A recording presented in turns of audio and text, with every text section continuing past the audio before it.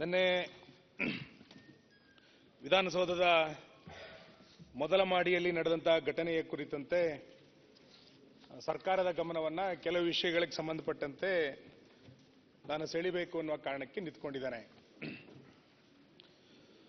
ನಾವು ಇವತ್ತು ನಿನ್ನೆಯ ಘಟನೆಯನ್ನು ಖಂಡಿಸಿ ಶಾಸಕರ ಭವನದಿಂದ ಇಲ್ಲಿಯ ತನಕ ನಾವೆಲ್ಲ ಶಾಸಕರು ಒಂದು ಪ್ರತಿಭಟನಾರ್ಥ ರಾಷ್ಟ್ರಧ್ವಜವನ್ನು ಇಟ್ಟುಕೊಂಡು ಮೆರವಣಿಗೆಯನ್ನು ಮಾಡಿದ್ವಿ.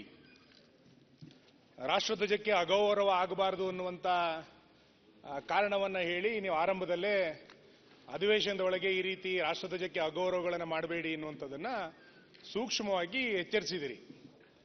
ನಾನು ನಿಮಗೆ ಮತ್ತು ಸದನದ ಗಮನಕ್ಕೆ ತರುವಂಥದ್ದು 2022 ಫೆಬ್ರವರಿ 18ನೇ ತಾರೀಕು ಹಿಜಾಬಿನ ಘಟನೆಯ ಬಗ್ಗೆ ಚರ್ಚೆಗಳಾಗಬೇಕಾದ್ರೆ ನೀವು ಉಪನಾಯಕರಾಗಿದ್ರಿ. ಇಡೀ ಕಾಂಗ್ರೆಸ್ಸಿನ ಶಾಸಕರು ಸದನದ ಒಳಗೆ ರಾಷ್ಟ್ರಧ್ವಜವನ್ನು ಪ್ರದರ್ಶನ ಮಾಡಿದ್ದು ನನಗೆ ಇವತ್ತಿಗೂ ಕೂಡ ನೆನಪಿದೆ.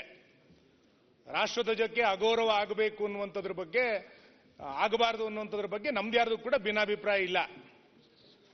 ಆದರೆ ನಿನ್ನೆ ರಾಜ್ಯಸಭಾ ಚುನಾವಣೆಗಳು ಮುಗಿದ ನಂತರ ಆದಂಥ ಘಟನೆಗಳನ್ನು ನಾವೆಲ್ಲರೂ ಕೂಡ ತಲೆ ತಗ್ಗಿಸಬೇಕಾಗಿರುವಂಥದ್ದು ಅತ್ಯಂತ ಆತಂಕದ ಸಂಗತಿ. ಇದು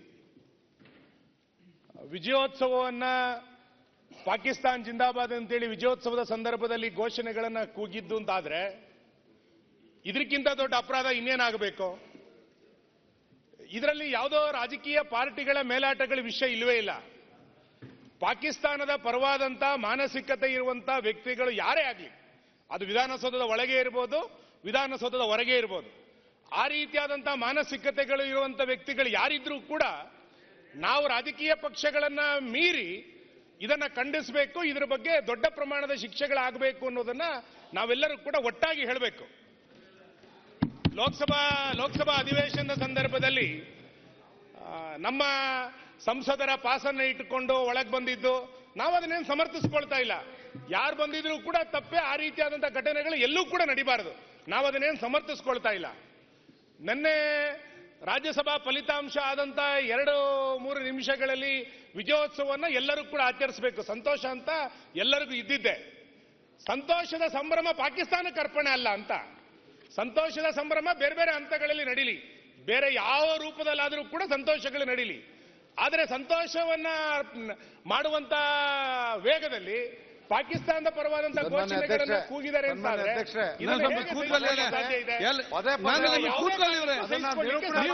ಈಗ ಬಂದು ಲೇಟ್ ಬರ್ತೀರಿ. ಈಗದ್ದು ನಿಮ್ಗೆ ಆಯ್ತು, ಕೂತ್ಕೊಳ್ಳಿ. ಈಗ ಅವ್ರ ಮಾತು ಈಗ ಮತ್ತೆ ಮಾತಾಡಿ, ನೀವು ನಿಮ್ಗೆ ಮಾತಾಡ್ಲಿಕ್ಕೆ ಅವಕಾಶ ಕೊಡುವ, ಮತ್ತೆ ಮಾತಾಡಿ. ನೀವು ಮಾತಾಡ್ಲಿಕ್ಕೆ ಬಿಡಿದವರು ಒಂದು ಒಳ್ಳೆ ಸತ್ಯ ಮಾತಾಡ್ತಾರೆ. ಆಯ್ತು, ನೀವು ಮತ್ತೆ ಸತ್ಯ ಹೇಳಿ, ವಿಚಾರಣೆ ಅಂತ ಹೇಳಿ. ಅವ್ರು ಸುಳ್ಳು ಹೇಳ್ತಾರೆ, ನೀವು ಸತ್ಯ ಹೇಳಿ. ನೆಕ್ಸ್ಟ್ಗೆ ನಾನು ಮಾತಾಡ್ಲಿಕ್ಕೆ ಕೊಡ್ತೇನೆ, ಅವಕಾಶ ಕೊಡ್ತೇನೆ ನಿಮಗೆ. ಫಲಿತಾಂಶ ಇದು 6:15 ಹೊತ್ತಿಗೆ ಫಲಿತಾಂಶಗಳು ಬಂದಾಗ ಮಾಧ್ಯಮದ ಮಿತ್ರರು ನನಗೆ ಇದರ ವಿಡಿಯೋ ಕ್ಲಿಪ್ಪಿಂಗ್ಸ್ ಅನ್ನು ಕಳಿಸಿ ಏನಾಗಿದೆ ಅನ್ನೋದು ನನ್ನ ಗಮನಕ್ಕೆ ತಂದರು. ನಾನು ಅರೆ ನಿಮಿಷಗಳ ಕಾಲ ನಾನು ವಿಚಲಿತನಾದೆ. ವಿಧಾನಸೌಧದ ಒಳಗೆ ಪಾಕಿಸ್ತಾನ್ ಜಿಂದಾಬಾದ್ ಕೂಗುವಷ್ಟು ಧೈರ್ಯ ಯಾರಿಗಾರಿದೆಯಾ? ಇದು ಹೌದಾ ಅನ್ನುವಷ್ಟರ ಮಟ್ಟಿಗೆ ನಾನೇ ವಿಚಲಿತನಾಗಿದ್ದೆ. ಆದ್ರೆ ಆ ಸೌಂಡ್ಗಳನ್ನ ಕೇಳಿದ ನಂತರ, ಅದನ್ನು 2 ಸರಿ 3 ಸರಿ ಕೇಳಿದ ನಂತರ ನಮಗೆ ಹೌದು ಅಂತ ಅನ್ನಿಸ್ತು. ನಂತರ ಅದನ್ನ ನಾವು ರಿಯಾಕ್ಷನ್ ಅನ್ನು ಮಾಡಿದ್ದು. ನಾನು ಆ ಇಡೀ ವಿಡಿಯೋವನ್ನ ಗಮನಿಸಿದ್ದೇನೆ. ಮೊದಲ ಮಾಡಿಯಲ್ಲಿ ನಡೆದಂತ ವಿಡಿಯೋ, ನಂತರ ಹೊರಗಡೆ ಆದಂತ ವಿಡಿಯೋಗಳನ್ನು ಕೂಡ ನಾನು ಗಮನಿಸಿದ್ದೇನೆ. ಮಾನ್ಯ ಗೃಹ ಸಚಿವರು, ಮಾನ್ಯ ಮುಖ್ಯಮಂತ್ರಿಗಳು ಕೂಡ ವಿಡಿಯೋಗಳನ್ನ ಗಮನಿಸಿರ್ಬೋದು. ನಾನು ಆ ವಿಡಿಯೋದಲ್ಲಿ ಒಂದು ಸಂಗತಿಯನ್ನ ನೋಡ್ತಾ ಇದ್ದೆ. ಆತ ಘೋಷಣೆ ಕೂಗ್ತಾ ಇದ್ದಂತ ವ್ಯಕ್ತಿಯನ್ನ ಪಕ್ಕದ ಒಬ್ಬ ವ್ಯಕ್ತಿ ಬಾಯಿ ಮುಚ್ಚಿಸ್ತಾನೆ. ನೀವು ವಿಡಿಯೋ ನೋಡ್ಬೋದು, ಬಾಯಿ ಮುಚ್ಚಿದ ವಿಡಿಯೋ ನೋಡ್ತಾನೆ. ನಾಸೀರ್ ಜಿಂದಾಬಾದ್ ಅಂತ ಕೂಗಿದ್ರೆ ಯಾಕೆ ಬಾಯಿ ಮುಚ್ಚಿಸ್ಬೇಕು? ಪಾಕಿಸ್ತಾನ್ ಜಿಂದಾಬಾದ್ ಅಂತ ಕೂಗಿದ್ದಾನೆ ಅನ್ನುವ ಕಾರಣಕ್ಕೆ ಬಾಯಿ ಮುಚ್ಚಿದಾನೆ ಅಂತ ನನ್ನ ಆಕ್ಷೇಪಣೆ ಇರುವಂತದ್ದು. ಆ ಇನ್ಯಾವುದೋ ವ್ಯಕ್ತಿಯ ಬಗ್ಗೆ ಘೋಷಣೆಗಳನ್ನ ಕೂಗಿದ್ರೆ ಬಾಯಿ ಮುಚ್ಚುವಂತ ಪ್ರಶ್ನೆ ಇರ್ತೇ ಇರಲಿಲ್ಲ. ಇವತ್ತು ಪಾಕಿಸ್ತಾನ್ ಜಿಂದಾಬಾದ್ ಅಂತ ಕೂಗಿದ ಕಾರಣಕ್ಕೆ ಇಷ್ಟೆಲ್ಲ ಆಕ್ಷೇಪಣೆಗಳು. ಉಳಿದಂತ ವಿಷಯಗಳು ಬಿಟ್ರೆ ಬೇರೆ ಏನು ಚರ್ಚೆ ಅಲ್ವೇ ಇಲ್ಲ. ನೀವು ಕಾಂಗ್ರೆಸ್ಸಿಗೆ ಜೈಕಾರ ಹಾಕಿದ್ರೆ ನಮ್ದೇನು ವಿರೋಧ ಇರಲಿಲ್ಲ. ನೀವು ನಾಸೀರ್ ಹುಸೇನ್ ಜಿಂದಾಬಾದ್ ಅಂತ ಕೂಗಿದ್ರೆ ನಮ್ದೇನದಕ್ಕೆ ಆಕ್ಷೇಪಣೆ ಇಲ್ಲ. ಇನ್ಯಾವುದೋ ಬೇರೆಗಳನ್ನ ಘೋಷಣೆ ಕೂಗಿದ್ರೆ ನಮ್ದು ಯಾರ್ದು ಕೂಡ ಆಕ್ಷೇಪಣೆ ಇರಲಿಲ್ಲ. ನಾನು ಮಾನ್ಯ ಮುಖ್ಯಮಂತ್ರಿಗಳಿಗೆ, ಉಳಿದಂತ ಸಚಿವ ಸಂಪುಟದ ಸದಸ್ಯರಿಗೆ ಅಭಿನಂದಿಸ್ತೇನೆ. ಸಂವಿಧಾನದ ಬಗ್ಗೆ ಬಹಳ ದೊಡ್ಡ ಪ್ರಮಾಣದಲ್ಲಿ ಗಟ್ಟಿತನ ಇರಬೇಕು, ಸಂವಿಧಾನ ಉಳಿಬೇಕು ಅನ್ನೋದ್ರ ಕುರಿತಂತೆ ನಿಮಗೆಷ್ಟು ಕಳಕಳಿ ಇದೆಯೋ ಅಷ್ಟೇ ಕಳಕಳಿ ನಮಗೂ ಕೂಡ ಇದೆ. ಮೊನ್ನೆ ಸಂವಿಧಾನದ ಕುರಿತಂತೆ ಬಹಳ ದೊಡ್ಡ ಕಾರ್ಯಾಗಾರವನ್ನು ನೀವು ಮಾಡಿದ್ರಿ. ಸಂವಿಧಾನದ ಕಾರ್ಯಾಗಾರಕ್ಕೆ ನೀವು ಯಾರನ್ನು ಕರೆಸಿದ್ದು? ಸರ್ಕಾರದ ಅತಿಥಿಯಾಗಿ ಬಂದವರು ಯಾರು? ಈಗ ಈ subject ಇದಕ್ಕೆ ಬನ್ನಿ. ಅದೇ ವಿಷಯಕ್ಕೆ ಬರ್ತೇನೆ. ನಿತೀಶ್ ಕೌಲ್ ಅನ್ನುವಂತ ವ್ಯಕ್ತಿಯನ್ನ ನೀವು ಸರ್ಕಾರದ ಅಧಿಕೃತವಾದಂತ ಆಹ್ವಾನವನ್ನು ಕೊಟ್ಟು ಕರೆಸಿ, ಮಹಿಳೆಯನ್ನ ಕರೆಸಿ ಭಾಷಣ ಮಾಡ್ಲಿಕ್ಕೆ ಹೊರಡಿಸಿದ್ರಿ. ಭಾರತ ವಿರೋಧಿಯಾದಂತ ಧೋರಣೆಯನ್ನ ಇಟ್ಟುಕೊಂಡಂತ ನಿತೀಶ್ ಕೌಲನ್ನ ಸರ್ಕಾರದ ಅತಿಥಿಯಾಗಿ ಸಂವಿಧಾನಕ್ಕೆ ಸಂಬಂಧಪಟ್ಟಂತೆ ಹೇಗೆ ಭಾಷಣಕ್ಕೆ ನೀವು ಕರೆಸಿದ್ರಿ? ಈ ಮಾನಸಿಕತೆ ಇದ್ದ ಕಾರಣಕ್ಕೋಸ್ಕರ ಇಷ್ಟೆಲ್ಲ ಘಟನೆಗಳು ಮತ್ತೆ ಘಟನೆ ಆಯ್ತು. ಘಟನೆಯ ಕುರಿತಂತೆ ಒಂದು ನಿಮಿಷ ಮಾತಾಡ್ತಾ ನಾನು ಮುಗಿಸ್ಬಿಡ್ತೀನಿ, ನೀವು ಆಮೇಲೆ ಮಾತಾಡಿ. ನಾನು ನಿಮ್ಮ ಹೆಸರು ತಗೊಳ್ಳೇ ಇಲ್ಲ. ಅವರು ಸರ್ವಾಧಿಕಾರಿ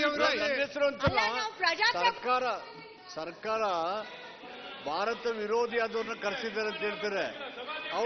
ಅವರು ಕಾಶ್ಮೀರಿ ಪಂಡಿತರು. ಮಂತ್ರಿ ಮಾತಾಡ್ತಾರೆ ಅಲ್ಲಿ, ಅಧ್ಯಕ್ಷರೇ ಮಂತ್ರಿ ಮಾತಾಡ್ತಾರೆ, ಅವರು ಮಂತ್ರಿ ಮಾತಾಡ್ತಾರೆ. ಅಧ್ಯಕ್ಷರೇ